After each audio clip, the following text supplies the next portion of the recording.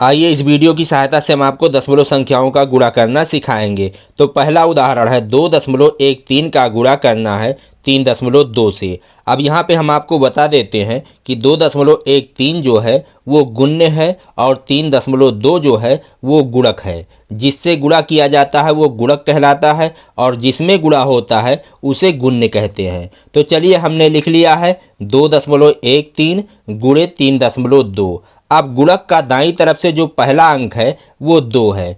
2 से गुण्य के सभी अंकों में बारी बारी से गुणा होगा। तो 2 का गुणा जब 3 में करेंगे तो 6 आएगा। अब 6 को कहाँ लिखेंगे?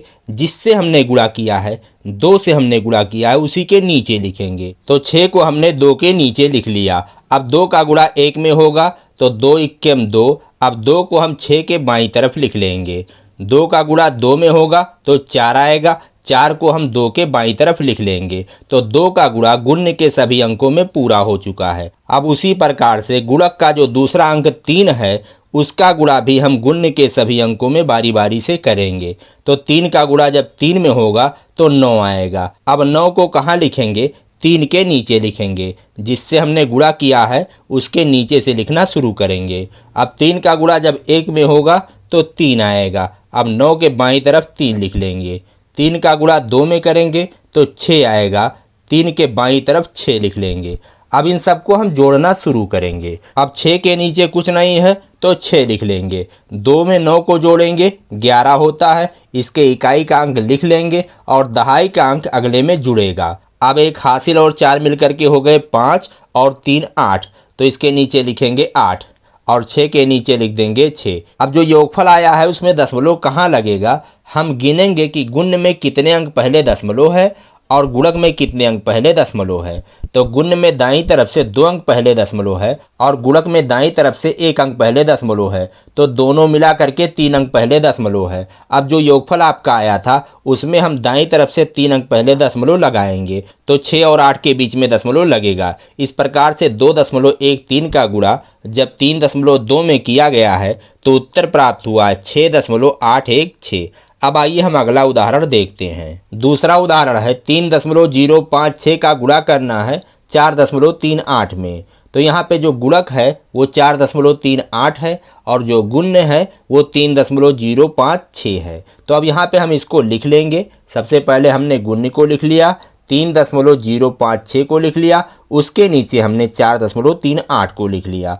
अब जो गुणक है उसका दाईं तरफ से पहला अंक 8 है। अब इस 8 का गुणा गुण्य के सभी अंकों में दाईं तरफ से बारी बारी से गुणा होगा। अब 8 का गुणा जब 6 में होगा तो 48 होता है। 48 के 8 लिखेंगे और 4 को हम हासिल याद रखेंगे। अब 8 को कहाँ लिखेंगे? जिससे हमने गुणा किया है, 8 से गुणा किया है तो उसी 8 के नीचे हम इस वाले 8 को लिख लेंगे। अब 4 आपको हासिल याद रखना है।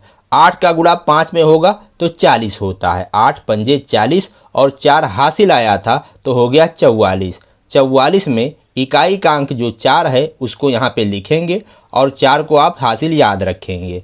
अब 8 का गुणा 0 में करेंगे तो 0 आएगा और 0 में जो 4 हासिल आया था उसको जोड़ेंगे तो 4 आएगा। तो 4 को हम लिख लेंगे। 8 का गुणा 3 में करेंगे तो 24 होता है। हासिल कुछ भी नहीं आया था। अब यहाँ पे 24 लिख देंगे, पूरा का पूरा 24 लिख देंगे क्योंकि आगे कोई अंक नहीं है। तो गुणक का पहला अंक 8 जो था उससे हमने गुण्य के सभी अंकों में बारी बारी से गुणा कर लिया। अब उसी प्रकार से गुणक का जो दूसरा अंक 3 है उससे गुण्य के सभी अंकों में बारी बारी से गुणा करेंगे।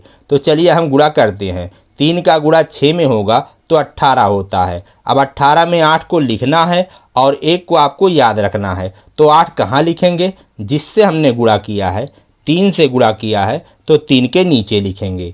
1 हासिल हमने याद कर लिया। अब 3 का गुणा 5 में करेंगे।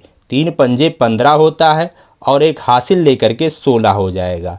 तो 16 में हम 6 को लिखेंगे, 1 हासिल याद रखेंगे। अब 3 का गुणा 0 में करेंगे तो 0 आएगा और 1 हासिल आया था। तो 0 में जब आप हासिल 1 को जोड़ेंगे तो 1 आएगा। तो आप 1 को लिख लेंगे। अब उसी प्रकार 3 का गुणा जब 3 में करेंगे तो 9 आएगा। अब हम 9 को लिख लेंगे। अब 3 का गुणा गुण्य के सभी अंकों में पूरा हो चुका है। अब इसी प्रकार गुणक का जो तीसरा अंक है 4, उसका गुणा भी हम गुण्य के सभी अंकों में बारी बारी से करेंगे। तो 4 का गुणा 6 में करेंगे तो 24 होता है। अब 24 का 4 तो लिखना है और 2 आपको हासिल याद रखना है। तो 4 कहाँ लिखेंगे? जिस 4 से आपने गुणा किया है उसी के नीचे लिखेंगे। तो चलिए हम यहाँ पे 4 लिख लेते हैं और 2 हमको हासिल याद रखना है। अब 4 का गुणा 5 में होगा तो 4 पंजे 20 होता है और 2 हासिल था तो 20 और 2 22। अब 22 का 2 लिखेंगे और 2 हासिल याद रखना है। अब 4 का गुणा 0 में होगा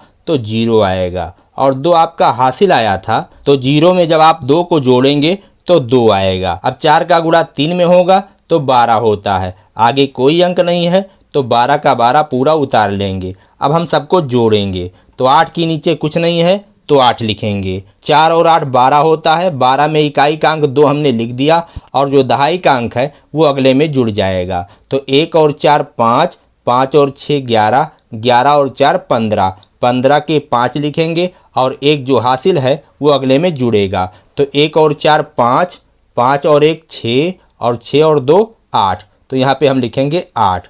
अब अगला हम जोड़ेंगे 2 और 9 11, 11 और 2 13, 13 के 3 लिखेंगे। हासिल आपका 1 आया है। 1 में 2 को जोड़ेंगे तो 3 हो जाएगा।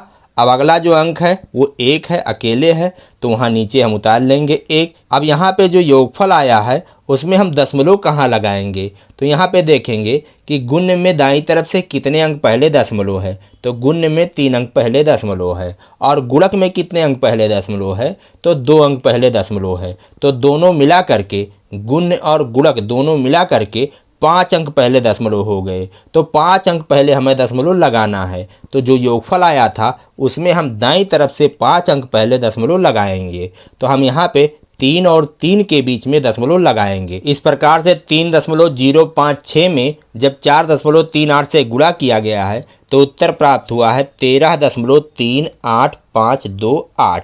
इसी प्रकार से दशमलव संख्याओं का गुणा किया जाता है। मैं आशा करता हूँ कि आपके समझ में आया होगा।